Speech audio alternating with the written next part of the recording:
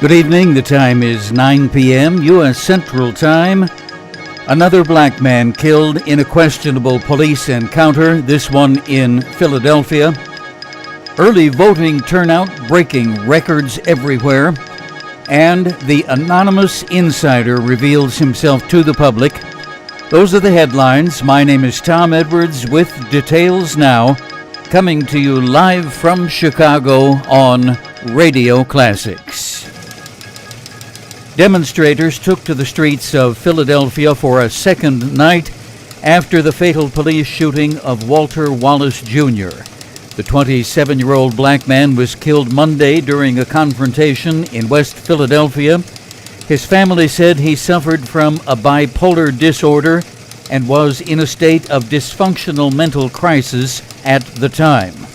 Several protests in the city, which started out peacefully, later devolved into violence and looting, leading police to ask residents in some districts to stay indoors. City officials acknowledge the shooting raises questions and an investigation is underway.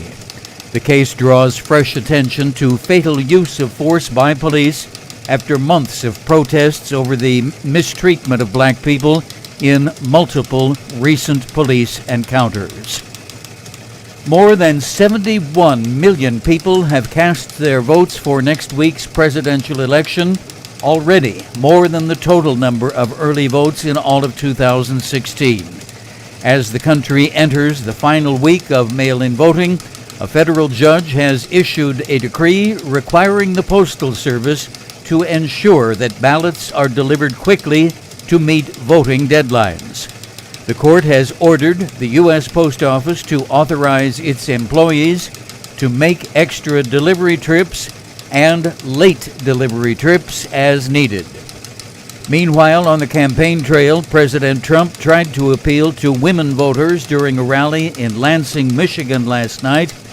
He also attacked Michigan Governor Gretchen Whitmer and appeared to, at the same time, both downplay as well as take credit for thwarting the recent plot to kidnap the governor. The Trump campaign also suffered an attack of its own when its website was briefly defaced by hackers. Proper website function was restored after just a few minutes. Democratic contender, former Vice President Joe Biden, gave a speech at the vacation retreat of Franklin Delano Roosevelt at Warm Springs, Georgia, saying the soul of the nation is at stake in this election. Mystery solved. The anonymous author of the New York Times op-ed in 2018, which described President Trump as impetuous, adversarial, petty, and ineffective, is Miles Taylor. He is the former chief of staff at the Department of Homeland Security. Taylor himself made the matter public today. Taylor was also the anonymous author of a book published a year later under the title A Warning, which described the president as an undisciplined and amoral leader whose abuses of power threaten the foundations of American democracy. Taylor acknowledged that he was the author of both the book and the newspaper opinion piece in an interview as well as an online statement which he posted today. Here is our nightly coronavirus update. There are 44 potential COVID-19 vaccines undergoing human trials, but experts say we may not know which ones work best or whether they work at all until after people start receiving injections of them. That may mean settling for a vaccine that lessens the severity of infections instead of providing outright immunity. More than half of U.S. states reported their highest daily number of coronavirus cases ever this month. Some areas are back to the levels they saw at the first wave of the pandemic, with packed intensive care units, overtaxed medical systems, and the remains of dead victims filling refrigerated units. Here are the current virus numbers from Johns Hopkins University Medical Center.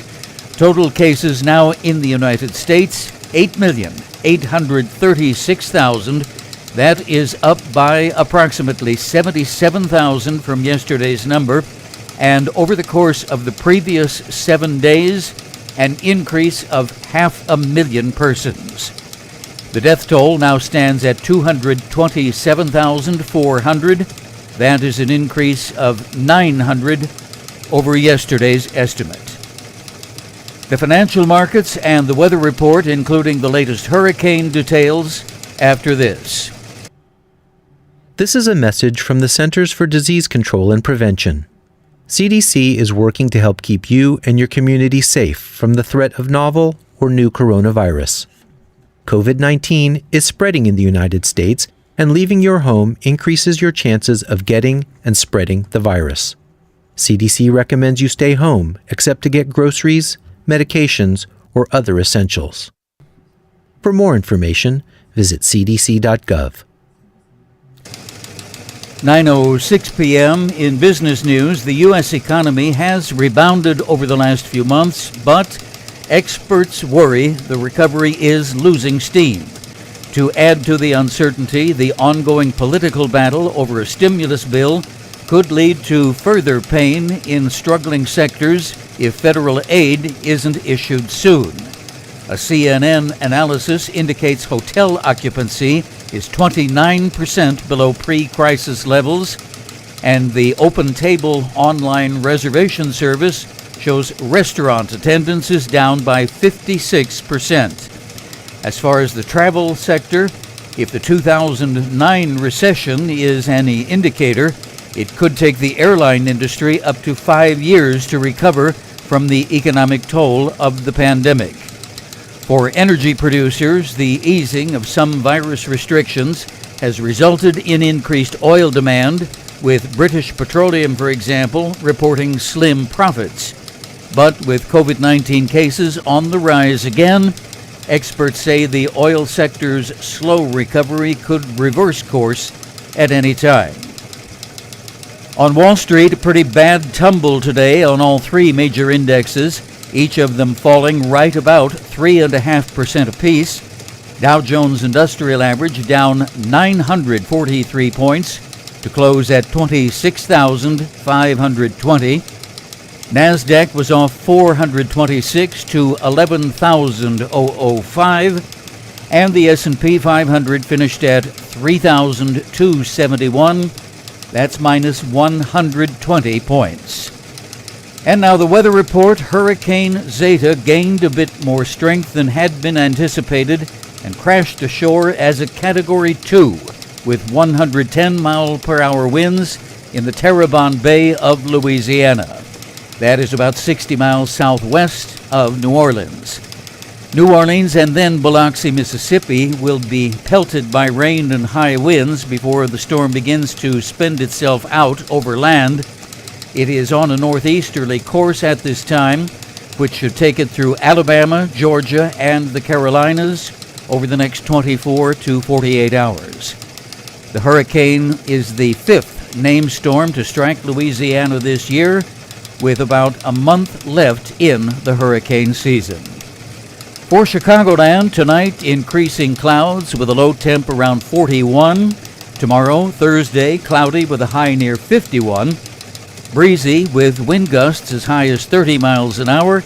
Plus, we have a 20% rain chance for late afternoon and early evening. Tomorrow night, mostly cloudy, rain tapering off, but continued breezy. Overnight low about 36. Our current conditions with overcast skies, 47 degrees at Midway Airport, Lakefront, also 47 at Midway and 46 at the Lakefront. There we are. Relative humidity 50%, a south wind at 6 miles per hour. AccuWeather radar shows the eye of the hurricane right on the border of Louisiana, Mississippi, moving northeastward. Diminishing now, of course, since it has hit land. Here on the home front, everything is clear on the radar screen. The time is 9:09 p.m. And once again, here at Radio City, we have 46 unremarkable degrees. Live from Chicago, Variety Broadcast presents Radio Classics. Now, here's your host, Tom Edwards.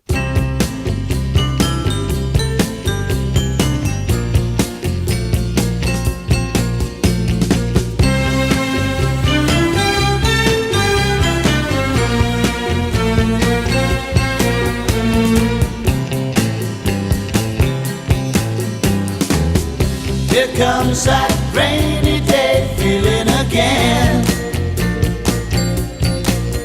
Say we'll be falling like rain. It always seems to be a Monday, leftover memories of Sunday, always spent with you before the clouds appeared and took away my sunshine. Here comes that rainy day feeling again. And I'll be dreaming of you, baby, in vain. Your face is always on my mind, girl. I'm hoping soon you're gonna find, girl, your way back to me. 'Cause if you say you stay, the rainy days will go away.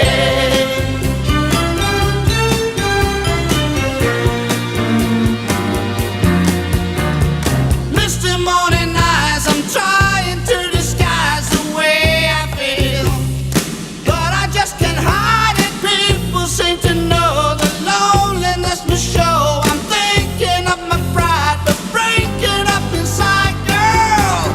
Oh, oh, oh, here comes that rainy day feeling again. And soon my tears, they will be falling like rain. It always seems to be a Monday, leftover memories of Sunday, always spent with you before the clouds appeared, took away my sunshine. Here comes that rainy day feeling again. Here comes that rainy day feeling again. Here comes that Radio Classics, starting us off with a goodie from the 1960s. Good guesses on the board, but not right. The Fortunes is the name of that group. Like spending a fortune. The Fortunes with Rainy Day Feeling. Now, if you are new to the broadcast, or perhaps if you haven't tuned in a while, and you wonder what the guessing game is about with the song performers, we have added that in as an extra feature, and I'll tell you more about that in just a little bit. It's 13 minutes after 9 o'clock in the Windy City of Chicago. Hello and welcome to several of our good friends and favorite trivia panelists. Just like Miss Lois on Romper Room of many years ago, I look through the magic mirror and I see all my friends having fun at play. Welcome to Celeste. Carlotta is here. Our good buddy Mike, he's been absent. Glad to see him again. Bill from New York is here. Susan, good friend. Also Pat from New York, glad to have you. Sherry is here. Then we have one individual who is in an anonymous screen name at the moment. It simply says guest, but you're welcome, and if you wish to add a nickname, but you can leave it that way, whatever you're comfortable with. And my control panel, as always, tells me that we do have some folks off in the background who are not on the chat board at all, and that's great. You know, we're glad you're here. If you just want to sort of hang back and listen, that's fine. But if you wish, I'm just letting you know what your options are. You can jump onto the chat board simply by adding a temporary nickname, and then the automation will let you in. You can chit-chat with the other folks and play our famous trivia game. But like I say, if you prefer to just listen and hang back and relax, why, that's great. I'm just glad you're here in any case. I caught an item in the Washington Post in this afternoon's edition. Those of us who pay careful attention to the political scene have already known about this for some time. I guess they are probably releasing it close to the election to maximize its effect. You don't suppose the newspaper publishing business would do anything like that on purpose, do you? Not much. From the Washington Post, again, I'll read a bit of it to you. President Trump welcomed the Japanese Prime Minister at Mar-a-Lago. It's a few months ago, in front of a towering arrangement of roses. The two could have met in Washington, but Trump said his private club was a more comfortable alternative. Now, customarily, when dignitaries visit from other countries, whether it's the United States president going to London, or, the Queen of England coming here, or the president of whichever, or the prime minister of where you might call it, they will stay at their own country's embassy, generally. Well, Trump puts them up at Mar-a-Lago. That's his preference. But he sticks it to the taxpayers with a hotel bill, and you wouldn't believe some of the amounts that he is gouging the American public for. Well, maybe you would believe it, but just absolutely shocking. For guest rooms during the Japanese Prime Minister's stay, just for 2 days, $13,700 for guest rooms, $16,500 for food and wine, and $6,000 for floral arrangements. That's just one little weekend excursion. This has been going on. This whole racket has been going on, of course, for the entire 3.5+ years of Trump's term. And one of his regular customers, as it were, the Secret Service. Anytime he goes to one of his own properties, he puts the Secret Service up in the rooms and charges them exorbitant rates, and the taxpayers get stuck for that. For example, when Trump visited Mar-a-Lago for 2 weeks last Christmas, Mar-a-Lago sent a bill to the taxpayers for Secret Service agents, their hotel rooms, $32,400.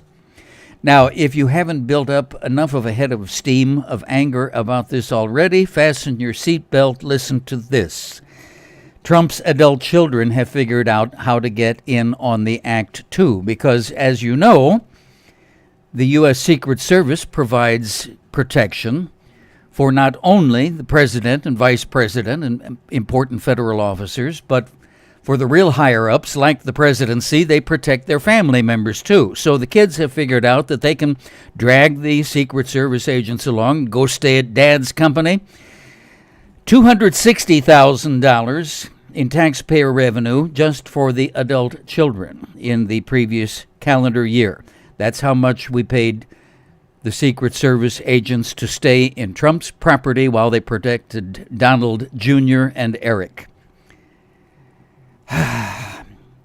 In the past, different news organizations have tried to quiz various members of the Trump organization about this. And get a load of this. Eric Trump told Fox News last February, well, legally, by law, you have to charge the federal government something, otherwise you get into all sorts of gift laws, says Eric Trump, speaking to Fox News. What? Ethics experts have said they were baffled by that claim. The agencies that Trump organization is known to have charged the most, Homeland Security, State, and Defense, they all have policies where there is nothing whatsoever to prevent the Trump organization allowing those various agents and protective staff and whatnot to stay for free. That's not against the law in any way, shape, or form. He just lies on camera like they all do. Don Fox, who was the director of the U.S. Office of Government Ethics under President Obama, said this is just shocking. Said there is absolutely nothing that would prevent any government employee, including the president himself, from offering the government to allow these people to stay at these properties for free. The grand total, according to what the Post is able to calculate, just what they have been able to calculate. Who knows how much else there has been under the table that we haven't discovered yet, but the Washington Post estimates that the Trump organization has profited to the tune of $8.1 million. So I guess that's what this whole thing has been about, more than anything else, just a common, everyday, ordinary, garden variety stick-up. Did you vote yet? You going in person, or are you going to do a mail-in ballot or something like that? Don't mail it, okay? It's getting late in the game for that. Take it to a drop box. If you don't know where they are, call a radio station in your town, or don't dial the emergency number, but call the police station, call a newspaper office. Any of places like that can tell you where you can take your ballot in person. It's too late in the game to mail it. I wouldn't take a chance. Even though that was good news that we had in our news report at the top of the hour that a federal court just demanded that the post office is to step up its game and make sure that the ballots get there in time. No point in taking a chance. Find out where you should drop it and take it there yourself, or send it in a taxi or by messenger or something. But for heaven's sakes, vote. All right. We will be back in just a minute to get our fabulous trivia game underway, so don't go away. Make the most of moments in the sun. Coppertone makes living in the sunshine fun. It gives the fastest tan, as you will quickly see, cause nothing tans like Coppertone naturally. So get the fastest tan that anyone can. Tan, don't burn, get a Coppertone tan. You get the best looking tan with Coppertone. The fastest tan with maximum protection. A marvelously flattering tan. Deep, rich, long lasting. There's a Coppertone product just right for you. So enjoy more sun and get the best looking tan with Coppertone. Coppertone, America's only complete line of suntan products. Don't be a paleface. Use Coppertone. Get the fastest tan that anyone can. Tan, don't burn, get a Coppertone tan. Does it come in orange? Now, to repeat, we have Name the Performer game in addition to our trivia game. And round one of that, nobody won the fortunes. Here comes that rainy day feeling. So what we do with the unclaimed money, it goes into the Kitty Cat Treat Fund for Mr. J. Cat Rockefeller. I think he's up to about $60 or $70 now, so he thanks you very much for that. But in other instances, when you win, you collect $5 and we add it to your score, and then whoever has the most money by the end of the broadcast, at the end of the evening, why, that's who wins the grand prize. And in addition to Name the Artist, we also have our regular trivia questions, and we assign various dollar amounts to those. If you haven't played before, that's how we do it. Each round is a question of various amounts. The first typewritten answer on the chat board collects the winnings for that round, and then whoever scores the most money by the end of the game picks up a fabulous grand prize. Tonight, it's the first of the Brown properties, Mediterranean Avenue. We made our way all around the board last night, and we gave away Boardwalk. Carlotta had a big scoring night last night. She was the grand prize winner with Boardwalk. And so tonight we start over Mediterranean Avenue. Now remember, no search engines. On the honor system, you can ask your hubby poo or wifey poo or your doggy or your kitty cat, but you must not Google, you must not ask Siri or Alexa or any of that. We'll stand you in the corner if we catch you doing that. Okay. And also be careful about multi-part questions. We do those once in a while. So if it happens to be a question with more than one part, why, be sure to answer all of it.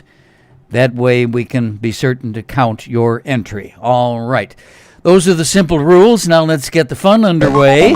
Question number 1. We're under the category of sweets and treats to start us off, a $20 question. Marzipan is a popular candy. It is also used in thin sheets to make icing on cakes. Its main ingredients are sugar and honey, plus one more ingredient that gives it its distinctive flavor. And what flavor is that? Okay, $20. Sweets and treats, the category. We want to know the distinctive flavoring that is present in marzipan. Good luck. First correct answer on the board, $20, plus another $5 if you can give us the title of the band on this number. Good luck.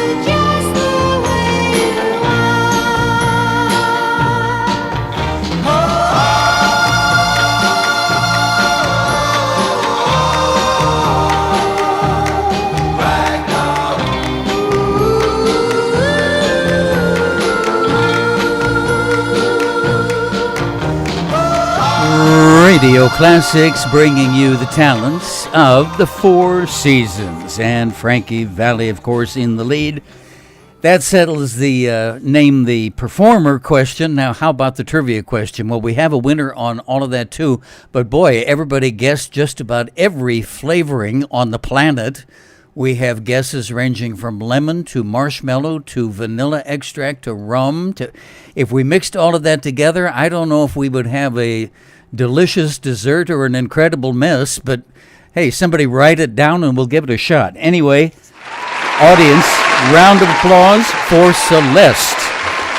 Good job. Celeste came up with the first correct answer on that. Almond is the main flavoring in marzipan. Almond, the correct answer. And Carlotta got the $5 for Four Seasons, first one to type that.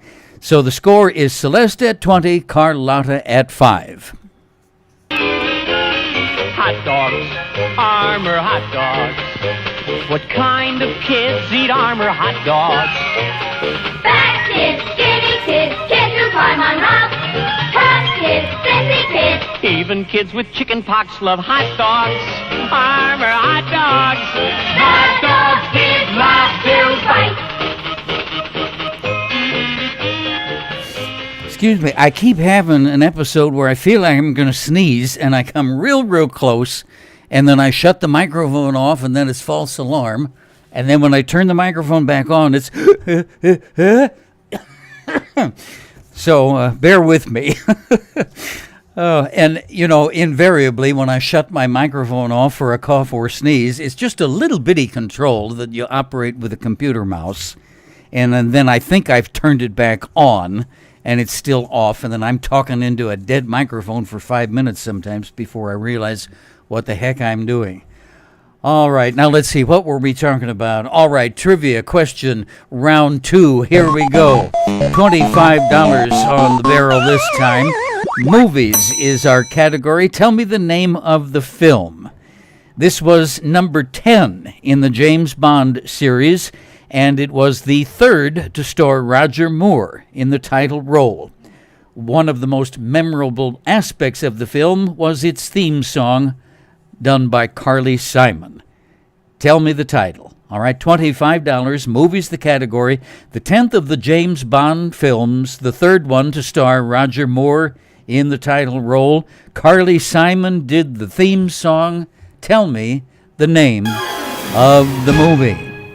25 on that, and 5 if you can come up with a singer on this.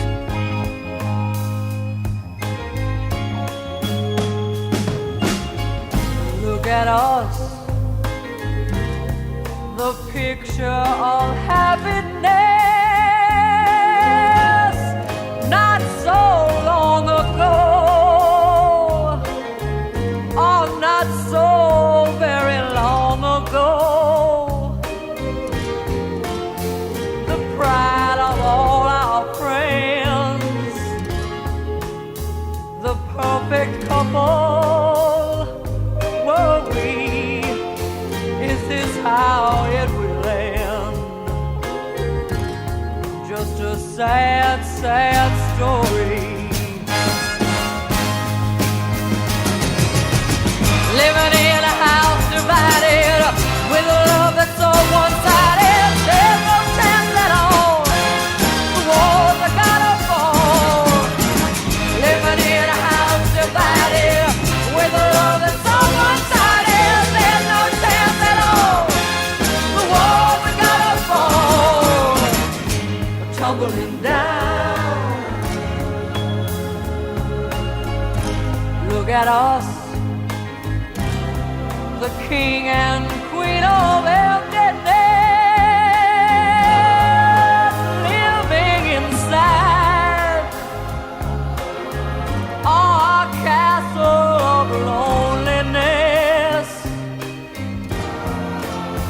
unable to make amends. Such perfect strangers are we. Is this how it will end? Just a sad story.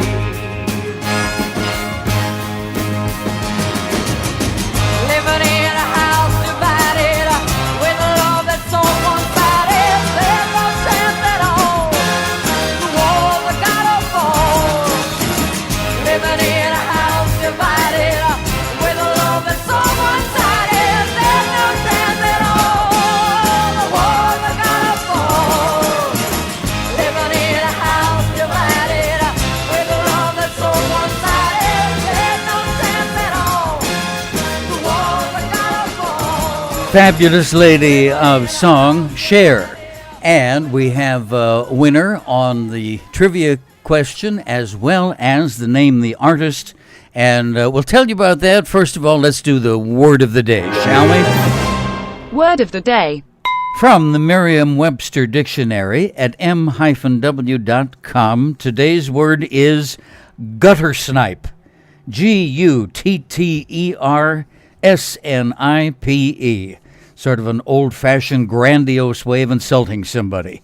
A young vagabond, an outcast, a boy or girl who wanders the streets of a city.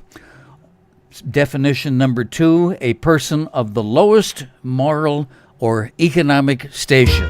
That's me, a gutter snipe. I'm proud of it. It combines 2 existing English words, of course, gutter and snipe, a type of bird with a long, thin beak. Like going snipe hunting, huh? The precise origin of the word is uncertain, but Mark Twain was one of the earliest to use it in print. There we have it.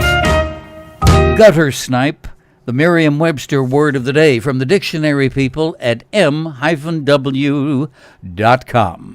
No little cinnamon gum freshens breath longer than Big Red. So kiss a little longer, stay close a little longer, hold tight a little longer, longer with Big Red. That Big Red freshness lasts right through it. Your fresh breath goes on and on. While you chew it, say goodbye a little longer, make it last a little longer. Give your breath long-lasting freshness with Big Red. Our friend Susan equates Trump with gutter snipe. That's too mild, but I'll certainly go along with it. Okay, audience, round of applause for the two winners of last round. Celeste picked up the $5 for, what was the tune we played? I forgot. Oh, yeah, Cher. Okay, Celeste hit a $5 on Cher, and then Carlotta, $25 on the movie question. We had a couple of folks who answered it correctly, and Pat gave the song title correctly, which was Nobody Does It Better. That was the theme song, but the film title, The Spy Who Loved Me. Okay, so once again, Celeste a $5, Carlotta 25, and that brings our scoreboard to Celeste at $25 and Carlotta with a slight lead at 30, and me still stifling a sneeze. Excuse me, allergy attack today. All right, 9:36 p.m. in the beautiful, windy city of Chicago. And let's do question number 3. You want to do that? Let's go. Name that tune, my favorite. Now remember, as always, with Name That Tune, it's a 2-part question. We need both singer and song to be certain that you get credit for the answer so you can win the money. Okay, $25. I can give you a bit of a hint. This fellow had about a dozen hit records. This was his very first in 1975. Okay, crank up your volume just a little bit. Listen carefully. Here comes your audio clue. Name that tune. Await your arrival, simple survival. One day we'll all understand. One day we'll all understand. One day we'll all understand. And now, here's more of Radio Classics with your host, Tom Edwards.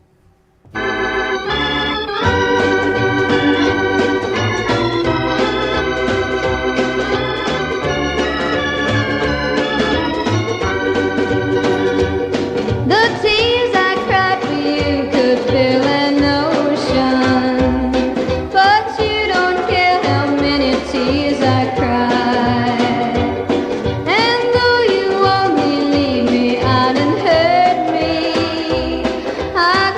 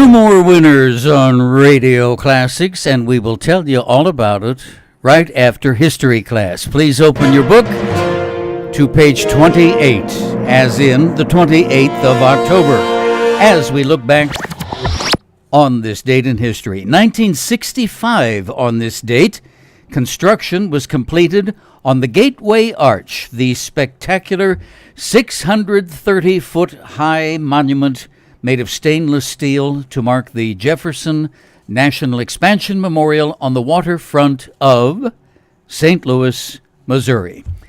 And when I was a kid, we lived on the other side of the river, the East St. Louis side, and we watched that going up over the many months. Interesting story about the completion of that monument. They had some surprises near the very end. You know, they built it in two sections. They started north and south and built the two legs.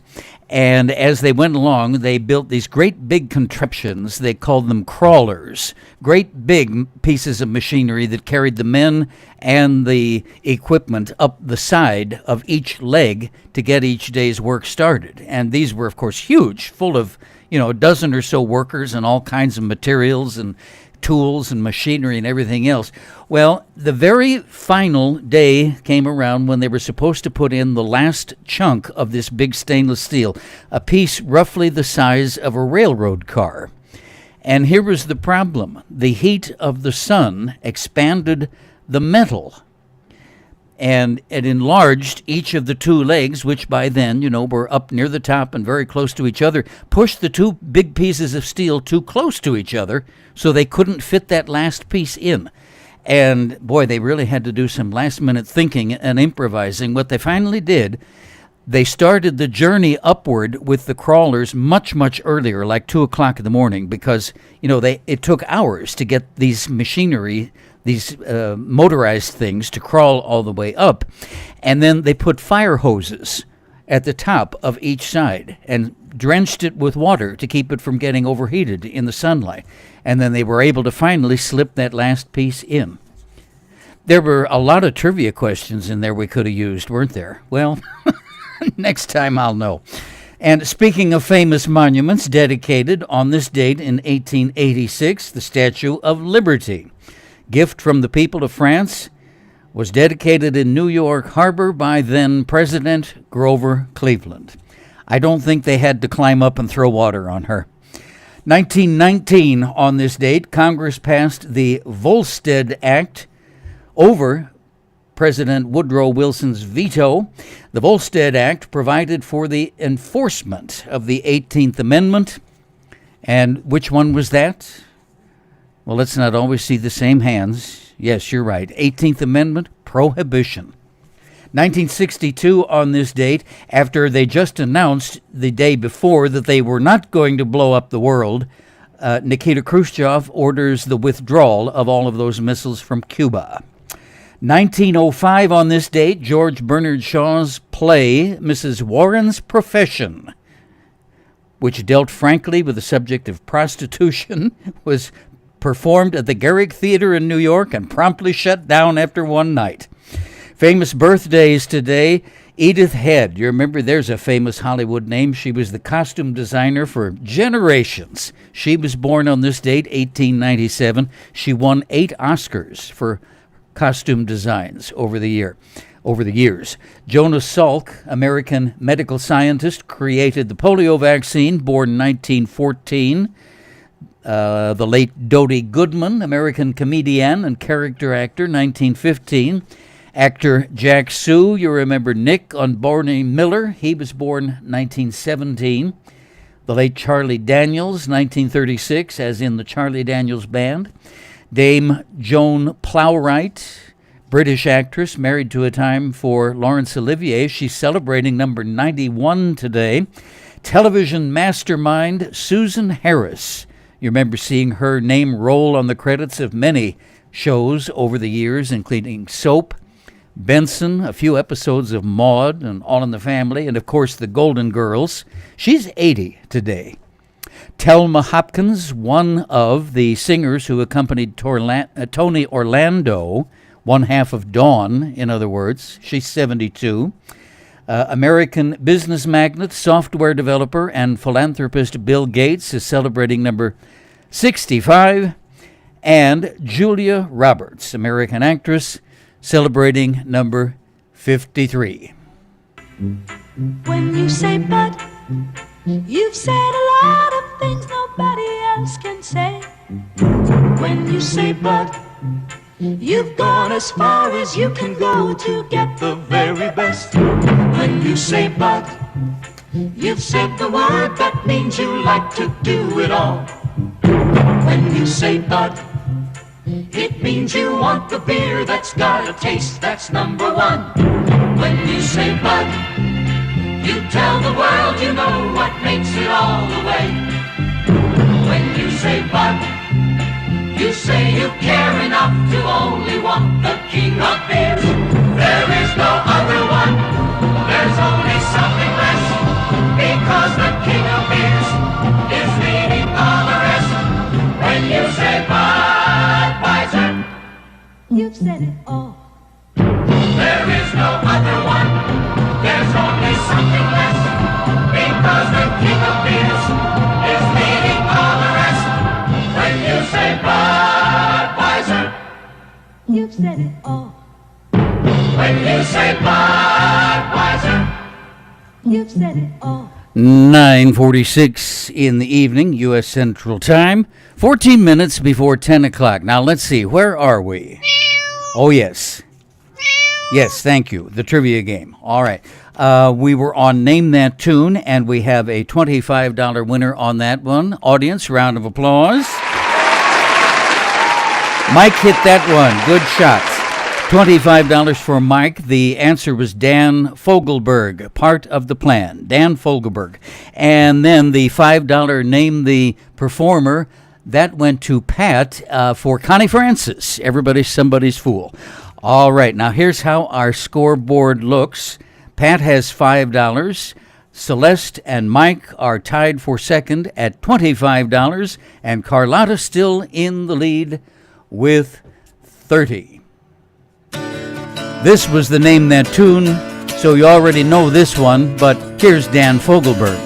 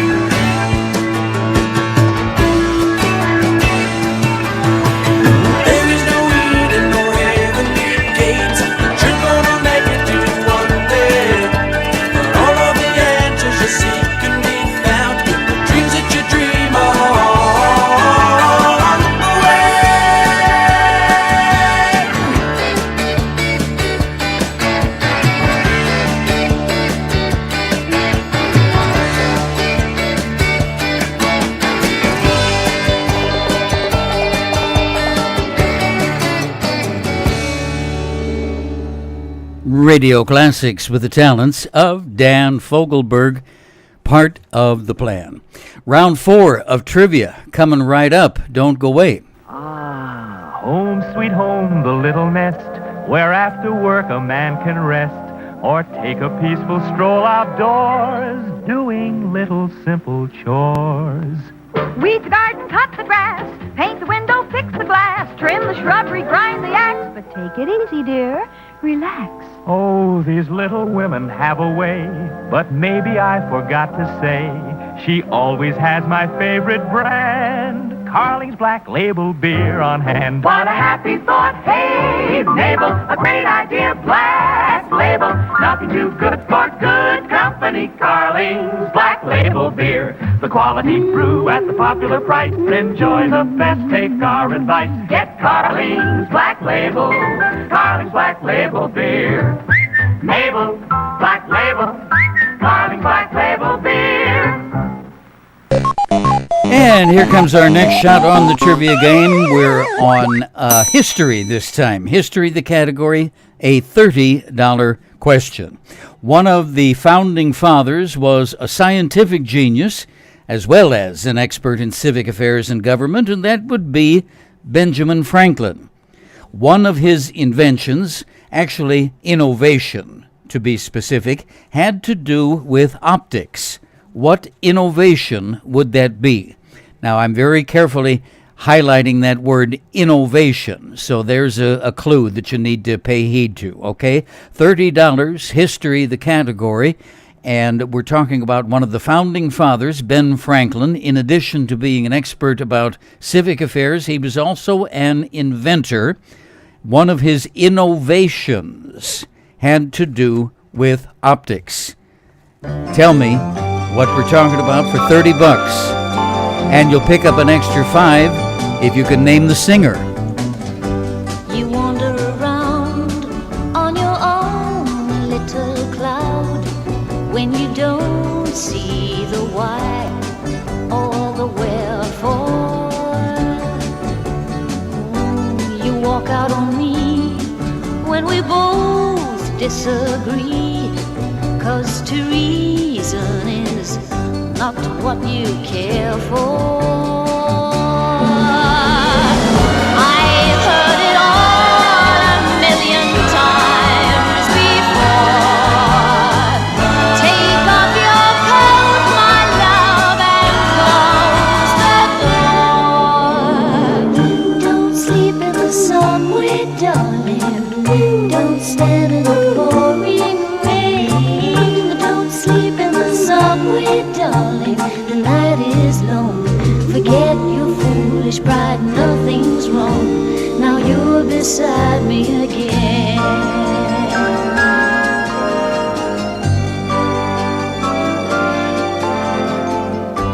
You try to be smart, then you take it to heart, 'cause it hurts when your ego is deflated.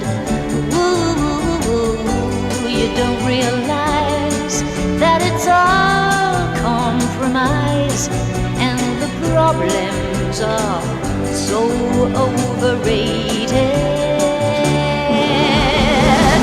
Goodbye means nothing when it's all for show.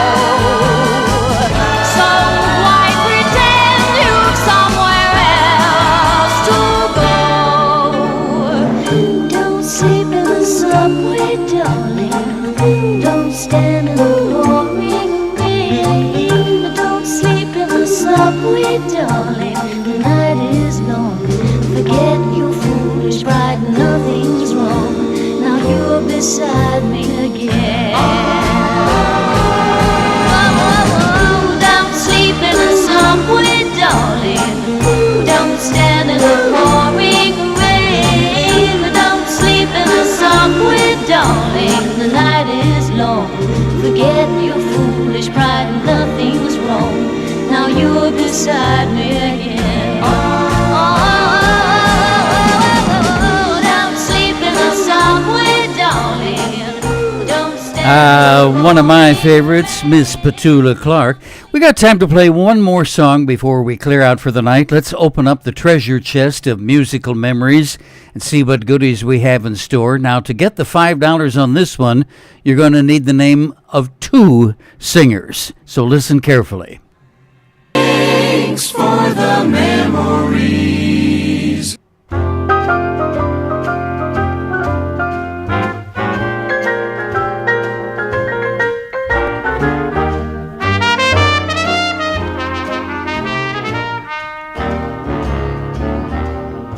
Here's a happy tune you'll love to croon. They call it Sam's song. It's catchy as can be, the melody. They call it Sam's song. Nothing on your mind, and then you find you're humming Sam's song. Why, it makes you grin, gets under your skin, as only a song can do. The people that you meet out on the street, all whistling Sam's song. Everyone you see will soon agree that it's a grand song. So forget your troubles and wear a smile. You'll find you'll never go wrong if you learn to croon this happy tune. They call it Sam's song. And now another treatment, this classic American theme, brought to you by Mr. Gary Crosby.